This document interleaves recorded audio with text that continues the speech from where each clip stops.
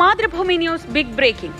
CMRL Exalogic ഇടപാട് കേസിൽ വീണ ടിയെ ചോദ്യം ചെയ്യാൻ വിശദമായ ചോദ്യാവലി തയ്യാറാക്കി ED.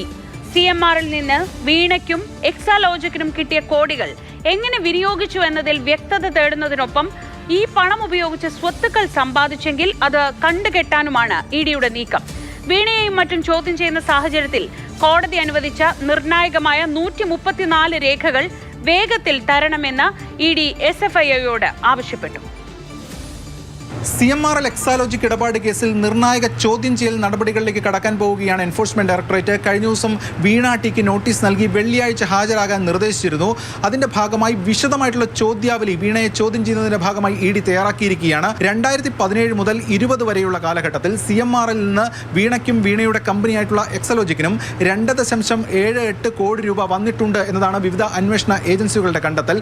SFIO റിപ്പോർട്ടടക്കം അക്കാര്യങ്ങൾ വ്യക്തമാക്കിയിരുന്നു. മാത്രമല്ല, ഇല്ലാത്ത സേവനത്തിനാണ് ഈ പണം വന്നിരിക്കുന്നത് എന്ന കാര്യവും ബോധ്യമായിരുന്നു. കരാറും അതുമായി ബന്ധപ്പെട്ട കാര്യങ്ങൾ ഉൾപ്പെടെ ഉണ്ട്, അല്ലെങ്കിൽ അത്തരം കാര്യങ്ങളടക്കം നേരത്തെ വ്യക്തമാവുകയും ചെയ്തിരുന്നു.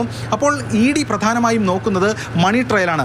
ED പറയുന്നത് ഇതൊരു പ്രൊസീഡ്സ് ഓഫ് ക്രൈം എന്ന നിലയിലാണ് ED ആ പണത്തെ കാണുന്നത്. അപ്പോൾ പണം പോയ വഴിയാണ് ED പ്രധാനമായും അന്വേഷിക്കുന്നത്. അപ്പോൾ ഈ പണം ഉപയോഗിച്ചുകൊണ്ട് ഏതെങ്കിലും ആസ്തിവകകൾ സമ്പാദിച്ചിട്ടുണ്ടെങ്കിൽ അതടക്കം കണ്ടുകെട്ടാനുള്ള നീക്കം എൻഫോഴ്സ്മെന്റ് ഡയറക്ടറേറ്റിന്റെ ഭാഗത്ത് നിന്ന് ഉണ്ടാകും. നേരത്തെ ഈ കേസുമായി ബന്ധപ്പെട്ട് ആകെ ഏകദേശം 242ഓളം അക്കൗണ്ടുകൾ വിവിധ ആളുകളുമായി ബന്ധപ്പെട്ട് ED ആ അക്കൗണ്ടിലെ 18.36 കോടി രൂപ ഫ്രീസ് ചെയ്തിരുന്നു. അപ്പോൾ അതിന് തുടർച്ചയായിട്ടുള്ള നടപടിക്രമങ്ങളാണ് ഇപ്പോൾ ഇനി നടക്കാൻ പോകുന്നത്. അതായത് അതിൽ വീണയുടെ അക്കൗണ്ടും അടക്കം ഉണ്ടാവുകയും ചെയ്തിരുന്നു. അതോടൊപ്പം CMRL MD ശശിധരൻ കർത്ത ഓപ്പറേറ്റ് ചെയ്തിരുന്ന ഒരു കമ്പനിയാണ് EICPL. ആ EICPL നിന്ന് വീണയുടെ കമ്പനിയിലേക്ക് 50 ലക്ഷത്തോളം രൂപ ലോൺ വന്നിട്ടുണ്ട്. അപ്പോൾ ഈ ലോൺ എടുക്കാനിടയായിട്ടുള്ള സാഹചര്യം, മാത്രമല്ല അതിൻ്റെ തിരിച്ചടവ് ഉൾപ്പെടെയുള്ള കാര്യങ്ങൾ സംബന്ധിച്ചുള്ള ചോദ്യം ചെയ്യലും ഇതുമായി ബന്ധപ്പെട്ട് ഉണ്ടാകും. കൂടാതെ ഈ വീണയുമായിട്ടുള്ള കരാർ ഉണ്ടായിരുന്നത് 2017 മുതൽ 20 വരെയുള്ള കാലഘട്ടത്തിലാണ്. അതിനുശേഷം ഈ IT സേവനങ്ങൾക്കായി CMRL മറ്റൊരു കമ്പനിയുമായിട്ട് കരാർ വച്ചിരുന്നു. ആ കമ്പനിക്ക് കിട്ടിയ തുക വീണയുടെ കമ്പനിയേക്കാൾ വലിയ കുറവാണ്. അതായത് വീണയ്ക്ക് വലിയ തോതിലുള്ള തുകയാണ് കിട്ടിയിരിക്കുന്നത്. ഇതോടൊപ്പം തന്നെ ഈ ചോദ്യം ചെയ്യൽ തുടങ്ങുന്ന ഘട്ടത്തിൽ ED കൂടുതൽ രേഖകൾ സമാഹരിക്കാനുള്ള നീക്കമടക്കം നടത്തിയിരുന്നു.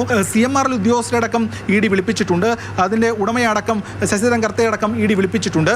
അങ്ങനെ ആകെ 9 പേർക്കായിരുന്നു കഴിഞ്ഞ ദിവസം സമൻസ് അയച്ചിരുന്നത്. അത് വ്യത്യസ്ത ദിവസങ്ങളിലായി വിവിധ ദിവസങ്ങളിലായി ഉണ്ടാകും. അടുത്ത ആഴ്ചയടക്കം ചോദ്യം ചെയ്യൽ നീളുകയും ചെയ്യും.